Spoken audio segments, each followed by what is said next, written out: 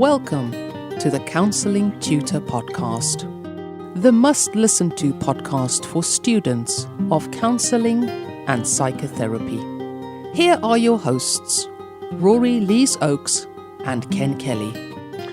Hello and welcome to the Counseling Tutor Podcast with me, Rory Lees-Oakes, and with me, as always, my fellow partner in everything therapeutic, Mr. Ken Kelly. How are you, Ken? Exceptionally well, Rory. Mindful that we're on episode 97 episodes of Counselling Tutor Podcast, approaching the centenary, the 100th episode, in which we will do something really special. And if you're listening in real time, that will happen early in January, mid-January 2019. So something to look out for. But lots to look out for today as well, because episode 97, we're going to be starting off by looking at how we can manage the anxiety that comes up. And we're talking specifically about the anxiety that is linked to being observed in your skill sessions. When you've got somebody watching you, even if that's just in a triad and you've got a peer watching you, but that anxiety can be even higher if you're being assessed and you've got an assessor observing your skills. In practice matters, own personal therapy. Wow, do we hear a lot of questions, some moans and whinges about this, Rory, some questions of why we have to have it. You're going to be diving in for us today. I am, and I'm going to be talking about why having your own personal therapy is really important. And I'm also going to be talking about that very, very kind of gnarly question that gets asked and tutors get asked all the time. How come if someone can't really be sent for therapy, we're being sent for it? So I'm going to try and talk about that kind of juxtaposition where it's an expectation of students. Yet, we talk about in general terms therapy being something of choice. And I'm going to try and square that circle a little bit. Such an interesting topic. There's the cost related to that, and it's really. I'm looking forward to today, Rory. I really am. And then we're going to be ending episode 97, looking at cultural dimensions, looking at who are you working with, what area are you working with, what are the cultural norms that exist in those areas, and what might be coming into your room, your practice room, and how you might work with that. I guess looking at your own cultural dimensions as well, Rory. Yeah, absolutely. I think that we all come from a different cultural perspective, and we have to be very, very careful that we don't project our worldview onto clients. Clients come with their own frame of reference, and we work within that. And I'm going to be talking about just some observations through the practice life of how cultures are how sometimes we have completely different cultures and what we might have to think about. Just reminds me of Boy George O'Dowd. I believe he started a culture club. Boom, boom. That's my joke for the day. Right, moving on. There'll be a load of people going, culture club? Who's that? Starting off, managing anxiety linked to observed skills. Rory, oh man. Oh, I know. One of the things that certainly when we talk, Ken, there was lots of times when as tutors we had to listen to people's skills. It usually starts in level 2, where we just get people to talk to the person next to them and start developing that listening, attending, and really kind of focusing in on someone and putting your own material to the back to get to develop that rich seam of listening and understanding. And as it goes through the courses, level 2, and then there's level 3, which is a little bit more formal, where it's recorded and learners have to make a tape.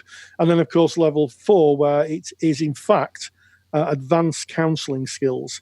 So all through that, there's a lot of anxiety. And certainly at level 4, at practice level, we issue what's called a fitness to practice letter. And part of that is listening to either a recording or in real time of a learner using their skills. And sometimes it can be a real angst generating project where people get really stressed out. And I've had people literally run out of the room crying because they're that worked up about it. And I kind of really want to say that I kind of get why people get stressed out about it, but there are really good reasons to listen to people's skills. And one of them is to make sure they're working at the level that they should be in terms of passing the course. And, I also believe that there are some really useful ideas that people who are doing skills could take away. And one of them is we're kind of assessing skills, not judging the person, Ken. Yeah. I get the anxiety as well. I really do. Counseling is such a personal thing. It is the client, it is you as the counselor. Having a third person in the room listening to that, by the very nature of that person being there, it just feels invasive in the relationship, in the process, and it can bring up immense anxiety from yourself being the person being assessed on that. Am I good enough? Am I going to get this right? Will I meet the requirements? And you can find yourself being pulled out of being able to use your skills as you might if it was just you and a peer practicing. I hear so often from supervisees saying, it's great when I do my skills and I'm working with someone, I can do it. But as soon as the tutor is there moderating or observing that, then I kind of fall apart. And that anxiety is the stumbling block. It really is. So I have some ideas on this. Well, the first idea I have is a question. And the question is this: are you recording your simulated skills sessions with your peers? Are you doing it? Answer that honestly. Are you recording when you have a skills practice session? Are you saying to your peer, you know what, I want to record this so that I can listen back to my skills and I can kind of work on that? Because if you are, and if you introduce that and start recording just your practice skills sessions when you're given that time to practice, you become used to recording your skills, listening back to your skills, and that can really reduce the anxiety. Because if you're now having to record for assessment, hey, you've done it maybe 30, 40 times. So you are used to the recorder. You're not wondering, is the recorder working? Is it picking everything up? Am I doing it loud enough? You know, because you've recorded it time and time again. And I think that is a great way of reducing the anxiety. And there's an added bonus that if you start listening back to your skills, there is immense growth in that. As directed by Carl Rogers, he said it was the richest form of learning that they had, sitting around listening to recordings. Absolutely, Ken. In fact, Rogers himself was one of the first therapists ever to use recordings. He spent a fortune in those days on big reel-to-reel recording devices because he was listening back to the quality of the listening and the interaction. And also, I think it's really important. Through the years, a lot of students have said to me, I really hate the sound of my own voice. And it's because we don't actually hear it as other people do. It's one of the peculiarities of being a human being is that we think we know our own voice, but once it's recorded, it sounds completely different. Someone said to me, if you put two books in front of your ears, one either side of your head, you actually hear what you sound like with people holding books up now, trying that experiment out. So get used to the sound of your own voice. And I think that's important because people think, do I really sound like that? And also take it as a rare opportunity because in training, it's probably going to be the only time, with few exceptions, that you're going to get someone who's really qualified who will help guide you with your skills and your interactions. And this is about taking that opportunity. It may not be the most comfortable opportunity, but it will help develop that just essential skill set because it's all in the interaction between you and the client. So take it as an opportunity to learn and build your skill sets up.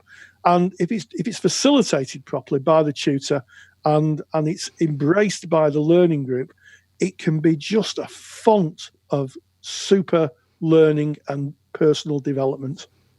Indeed. I could not agree more. It's interesting you're speaking about how we hear our voices back on a recorder and go, oh, that's not me.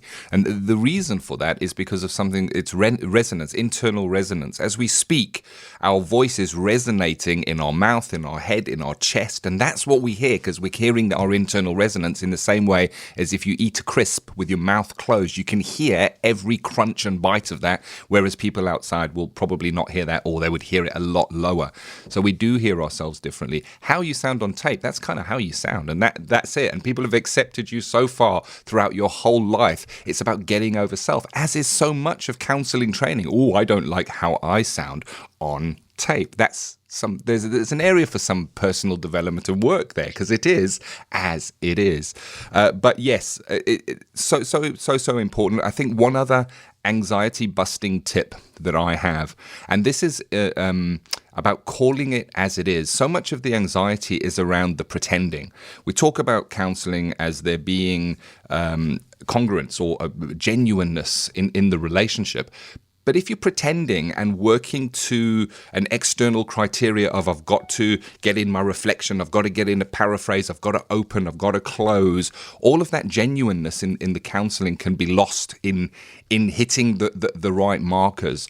And a way of getting around that is to call it as it is from the very beginning. Be genuine right from the beginning in saying, so Rory, you and I are here now, and we've got a little bit of time where we're going to go over these skills. But I just want to acknowledge the fact that this is being recorded and it will be listened to by a tutor who is assessing my skills, and call it as it is, because it kind of makes it true. And then you can bring more of the genuineness in, as opposed to trying to pretend and feeling that discomfort of not having the congruence in the relationship. Absolutely. And I think, and I'm going to call this out, I think it's not great for people to role play. So if you're working with somebody and they're playing a role, they're acting out something, I think that's really difficult, because unless you're working with a professional actor, what happens is they run out of backstory. So you can only go so far. I can remember a few years ago listening to someone being assessed, and the person who was doing the speaking, the person in the role of client, was making it up. And the person who was listening was really, really struggling. And the reason they were struggling was because what was being told them was so incongruent and quite clearly an acted role that it was virtually impossible for the person using the skills to get any sense of who the person was. Yeah. And it's a tough one for tutors, because tutors want to obviously keep protection, make sure people are protected. But I would say that certainly when myself and yourself talk, Ken, we would say just bring something from your own life. It doesn't have to be really deep stuff. Just bring something and talk about something from your life just to explore it.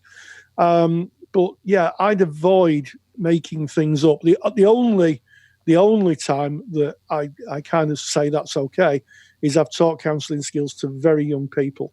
And in those cases, we got them to use soap characters from soaps, because they felt very, very self-conscious. But in kind of mature adult training, try and bring something from yourself. It could be anything. Just your journey to work is good enough for someone to be able to practice their skills. But really do avoid role plays, because they just don't work in my experience. 100%. There's really good points coming out of this, and they really can reduce anxiety. So working with real material doesn't have to be deep and dark. It can be light. Many times in practice, a client will come in and say, actually, you know what, today I kind of feel all right, and may just bring superficial stuff. It is part of what we experience in practice. So not pretending, calling it as it is. Make sure that you're recording your skills beforehand, so you've got practice of that. Listen to yourself back. There's great learning in that, and being mindful in the moment when you are there with your person who is playing the client and you're playing the counselor, to have no expectations of where they may go. Rory called it, when the assessors are listening back, when the moderators are listening back, they're listening to your use of skills. They're not listening to the material that the client brings, only in how you respond to that. And we, as counselors, we don't need to have the client cry or go into a really dark place or take them somewhere that they wouldn't normally go. You can just reflect back, paraphrase, use silence, just use your basic skills, and you will be fine. Take lots of deep breaths and do it. Yes, definitely. And even if you get kind of difficult news that you need to do some development, well, you're training. That's the whole thing. If you could do it, you possibly wouldn't need to do a course. So, take that learning opportunity. It's not personal. It is just that the tutor's trying to get the very best out of you in terms of your skills. So, keep at it. keep learning. And the thing is, it's consistent learning. No one, I don't think, who's competent ever stops learning.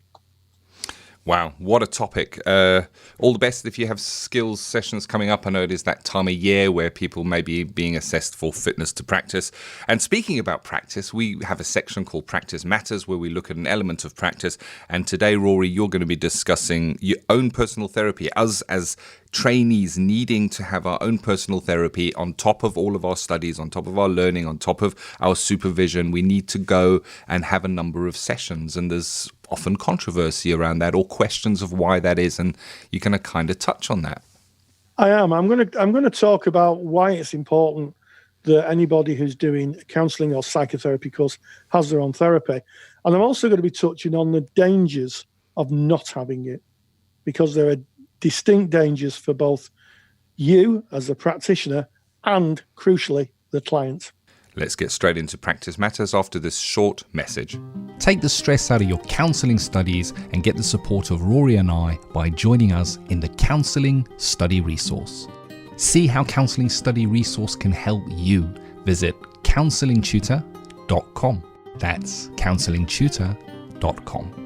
Compulsory therapy in training, is it an oxymoron, a contradiction in terms? Through the years, I've been challenged by students who point out that after being told that no one should be sent for counselling, part of their course requirement is that they have to attend personal therapy. It feels like a massive contradiction and a bit hypocritical. However, training to be a counsellor is a unique experience and one that can have profound effects on the student's worldview. One cannot underestimate the emotional changes and shifts in perception which occur during training. As Irvin Yalom reflects in his book, The Gift of Therapy, personal therapy is a tuning of the therapist's most valuable instrument, the therapist's own self.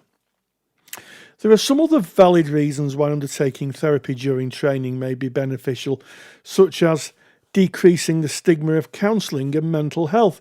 By attending therapy, you are giving a clear signal. You are giving mental well-being the same priority as physical health, a strong message in a society that still tends to stigmatise poor or difficult mental health. It helps increase empathy. Being on the receiving end of counselling can make you acutely aware of how it feels when the going gets tough. It helps inform what interventions are helpful and which are not. It helps prevent harm to clients through self-care. Sometimes it takes another to help us identify when you're emotionally or mentally unwell. The process of understanding yourself through another's observation can shed light into your blind spots, areas outside of awareness. This understanding gain can help you assess if you are in the right emotional and mental place to work with clients. And building on that, preventing harm to clients through self-knowledge. One potential minefield is the phenomena known as transference and countertransference. When this happens in the therapy room, you are literally in a time machine, taken back to old feelings generated by another relationship or object. Attending therapy helps you develop an awareness of old patterns of behaviour. Should this become apparent in the therapeutic relationship, you can see it for what it is and take it to supervision. Without this insight, both you and the client may become entangled in your historical feelings. It also helps develop your internal supervisor. Part of attending therapy is to see how another therapy works and consider if in the same circumstances you would do the same. It's not unusual for therapists in training to identify interventions that they may or may not use themselves. It's a unique opportunity to experience ethical practice in action. In conclusion, while being sent for therapy may seem counter to the spirit of a freely entered relationship, you may be surprised at what you find out about yourself. Counselling training is a journey of self-discovery with personal therapy at the heart of this process. Thank you as always, Rory. Rory's created a super duper handout that you're going to want to have. And that's all about why we need our own personal therapy, those important points that were covered. And you can download that for free by going to counsellingtutor.com. Click on the podcast tab. It's right in the top menu. Make your way to episode 97. That's today's episode. All the show notes are there. Any links we may have mentioned are there. And you can download Rory's super duper handout by just putting in your email address, and we will send that straight through to you. If, however, you are already a member of our paid-for resource called the Counselling Study resource, well then, that handout has already been added to your handouts vault. You can just log in. That is there and waiting for you. But moving away from practice onto cultural divisions. Yes, it's an interesting one. And this came up in our Facebook page. And if you're not familiar with our Facebook page, if you go to Facebook, type in Counselling Tutor into the search bar, click it, you'll find our closed group. Knock on the door. We're super friendly. We let you in. And there's over 21,000 like-minded people. We have tutors, we have qualified colleagues, we have people in training across all different levels, and of course myself and Ken pop in occasionally just to say hi. So pop in there, and people put in such wonderful posts. And one post that came up was, what happens if you're working in an area that has a distinct culture? And I'm thinking maybe of former mining towns in the north of England, former steel towns, industrial towns, and thinking about how we work with clients who may come with a cultural view of the world that is generated by where they live. And I want to share a little bit of a story. When I was in training many years ago, I was talking to one of my peers who came, shall we say, from a nice leafy area in Cheshire. I don't want to kind of knock people who live in Cheshire. It's a lovely part of the world. I know Ken lives in Cheshire technically, but I think she hadn't quite lived the kind of life I had as someone who's brought up in inner city Manchester. And I was explaining some things from my history, and her eyebrows started to lift. And I swear that by the time I'd finished, her eyebrows were higher than her head. And I thought, oh my goodness, I'm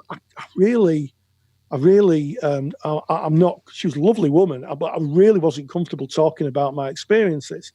And the reason is that she had a distinct frame of reference generated from her own experience of the world.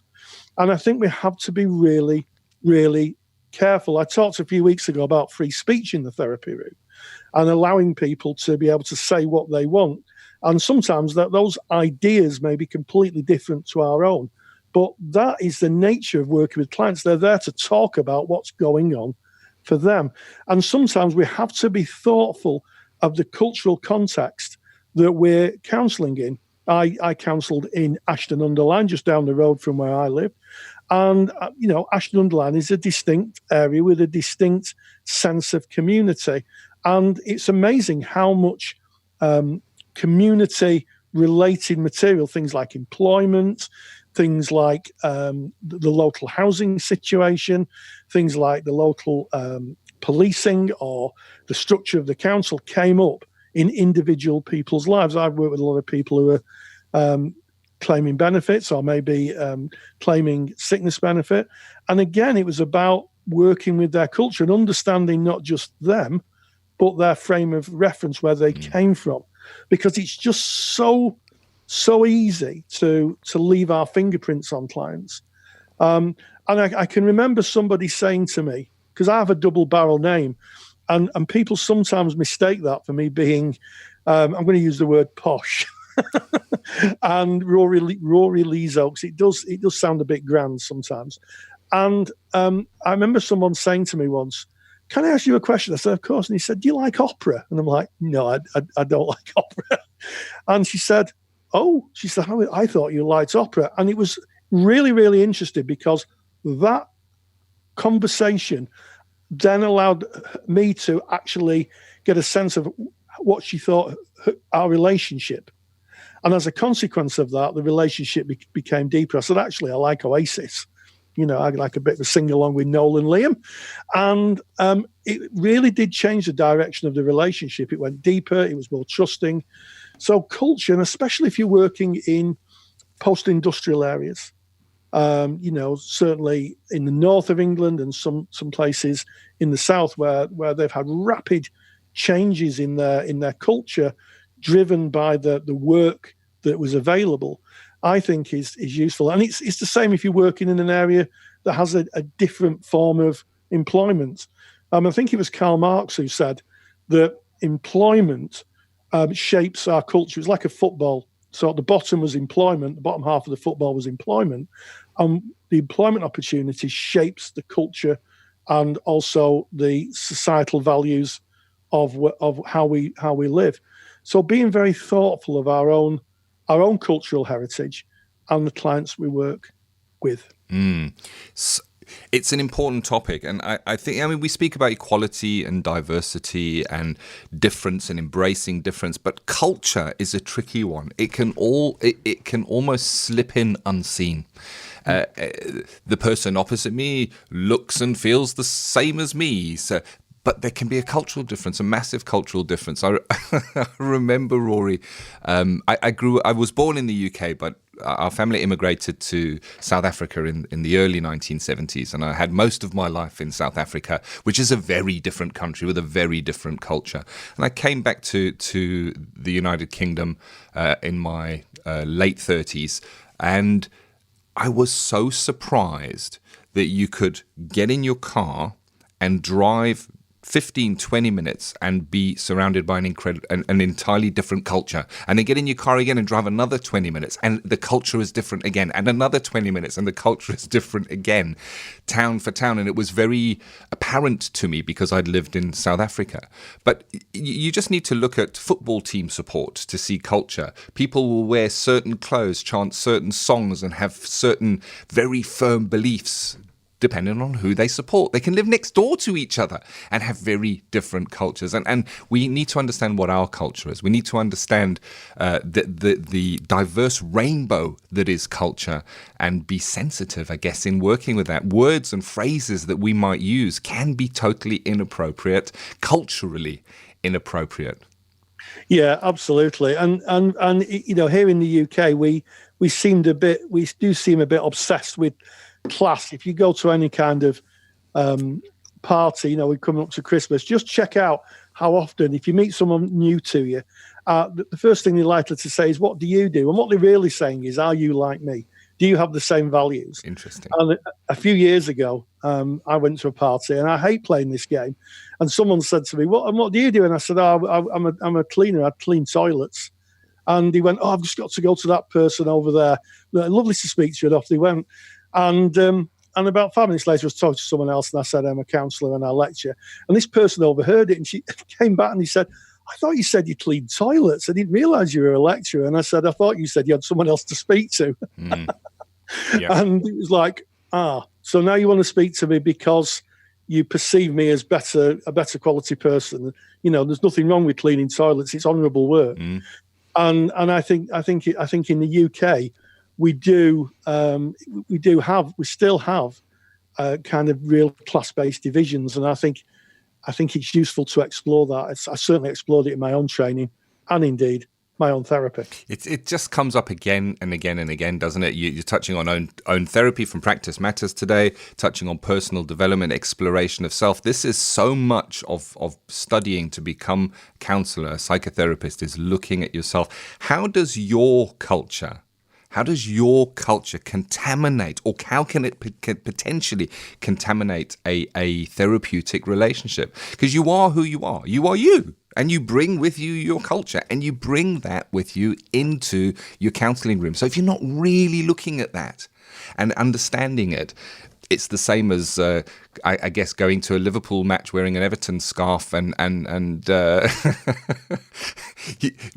not knowing. And not knowing is the part we need to be aware, and that is from self-exploration, going to our own counselling, speaking with our peers and having discussions like this, listening to the Counselling Tutor podcast, going to counsellingtutor.com, looking at the resources that we have there, joining the Facebook page and listening to other people and bringing your view across. This is all for you. That's why we do it. Yeah, it's been a really interesting episode today. We started off with managing that anxiety during verbal skills assessment. I've talked about the importance of own personal therapy. And then we just finished on cultural dimensions in counselling, how our own culture may impact on the clients we work with. So that's all from us. And as always, stay grounded and stay safe. Take the stress out of your counselling studies and get the support of Rory and I by joining us in the Counselling Study Resource. Counselling Study Resource, or CSR for short, is the world's most comprehensive assignment guidance and study support resource for students just like you of counselling and psychotherapy. See how Counselling Study Resource can help you. Visit counsellingtutor.com. That's counsellingtutor.com. Thank you for listening to the Counselling Tutor podcast. Find the show notes for this episode on our website at www.counsellingtutor.com.